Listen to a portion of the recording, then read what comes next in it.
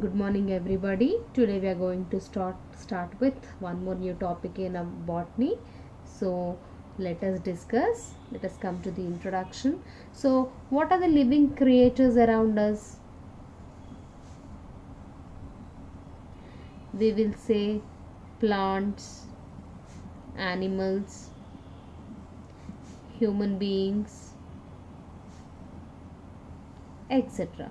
But there are organisms which are not visible to our naked eye.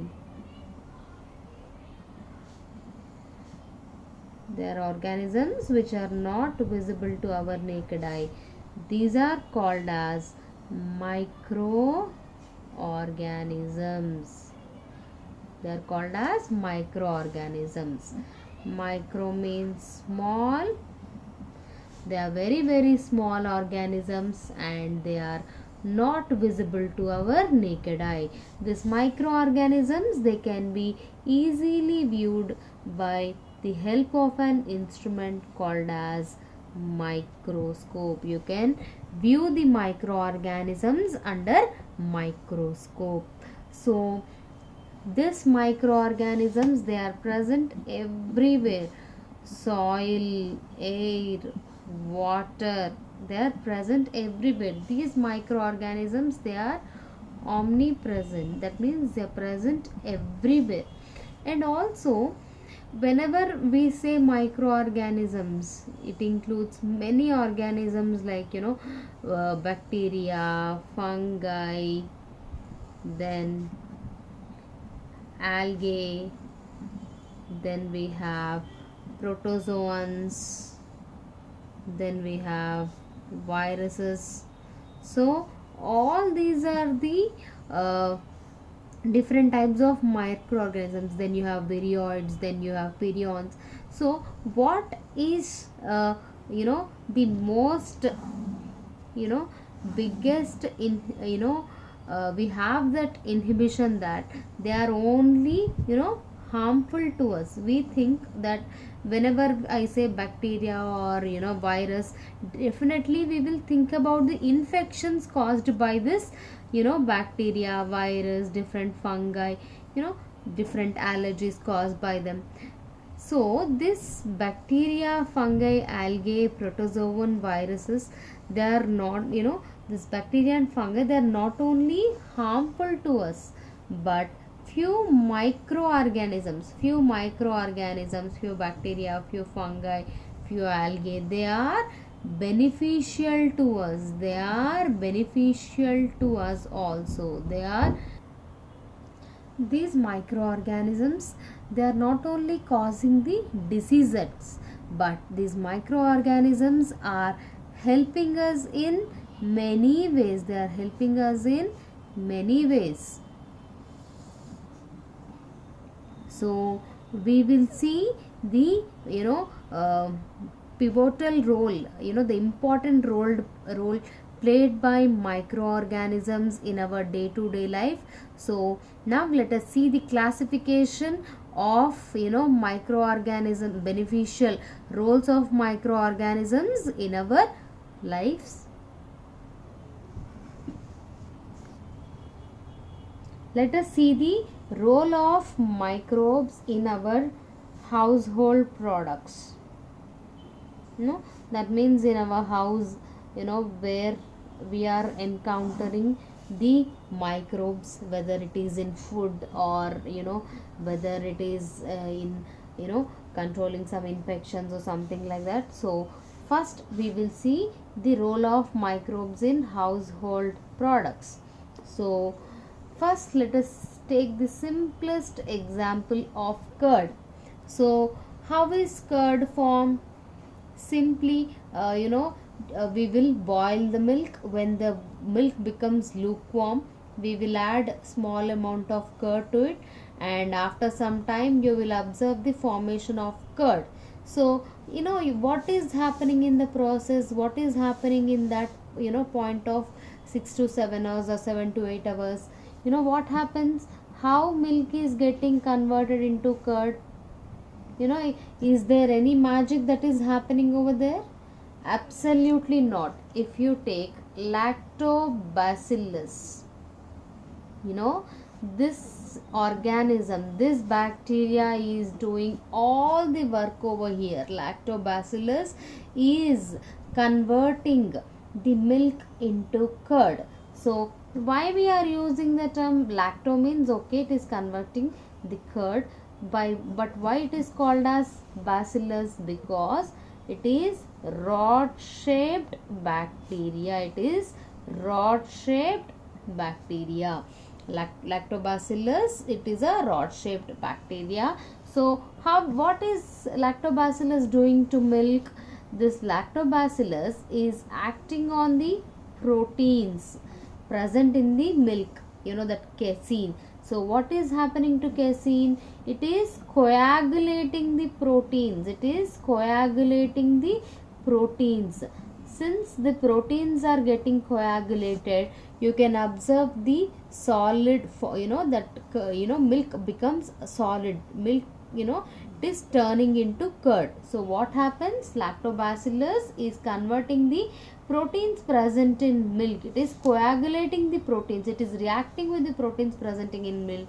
It is coagulating the proteins, and hence it results in the formation of curd.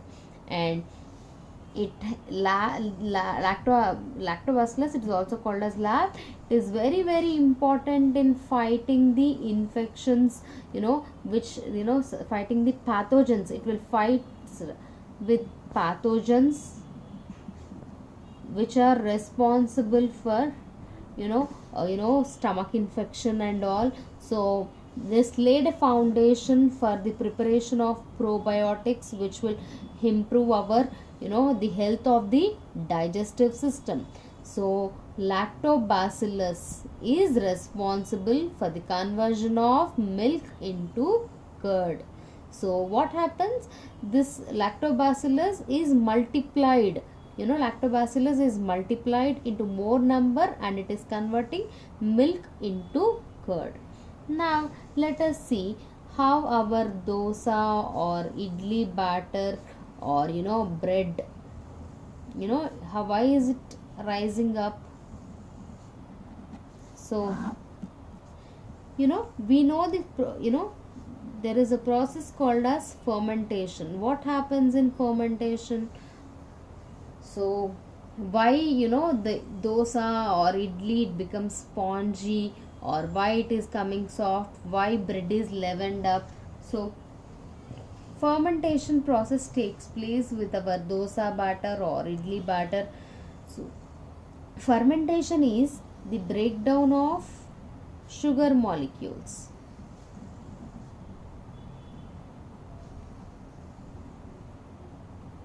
And what happens? Carbon dioxide gas is evolved. So your dosa batter, it contain rice. For bread you will take maida and you will add yeast, baker's yeast.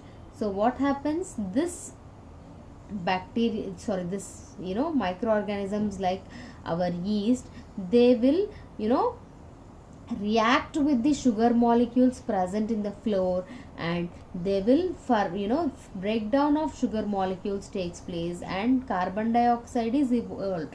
So because of the evolution of carbon dioxide, the rising up of the bread flour or our dosa or idli batter will take place. For example, we have baker's yeast. It's also called as Saccharomyces cerevisiae. So Saccharomyces cerevisiae is very, very important because it is used in the preparation of our bread. You can observe, for preparing either the pizza dough, they will add this yeast. Why is it required? Because the dough becomes fluffy, soft. Why? Because there is generation of gap in that dough. Why? Because of the production of carbon dioxide gas. So this is a very very important organism, and it is used in our household a lot of times. Then we have for preparation of cheese. One more is preparation of cheese. Cheese is prepared by by taking the help of both bacteria as well as fungi. Bacteria as well as fungi, both of them, they are very very important in the preparation of cheese. So cheese, if you take the help of if you take Swiss cheese, it is prepared by the help of Propionobacterium shermani. This is the bacteria which is helping in the preparation of Swiss cheese. The speciality of Swiss cheese is it has large sized holes. It has large sized holes. Why? Because of the production of more production of CO2 gas by this Propionobacterium shermani. Whereas you have Roquefort cheese, which is prepared by taking the help of a special fungi. So we have now seen the use of microorganisms in the preparation of curd, in the preparation of bread, in the preparation of idli or dosa batter, cheese, and also microorganisms are used in the preparation of beverages. They are also used in the preparation of toddy. It's a traditional drink prepared in southern parts of India. So fermentation is helpful in the preparation of toddy also. Then even microorganisms are useful in the fermentation of fish and soya bean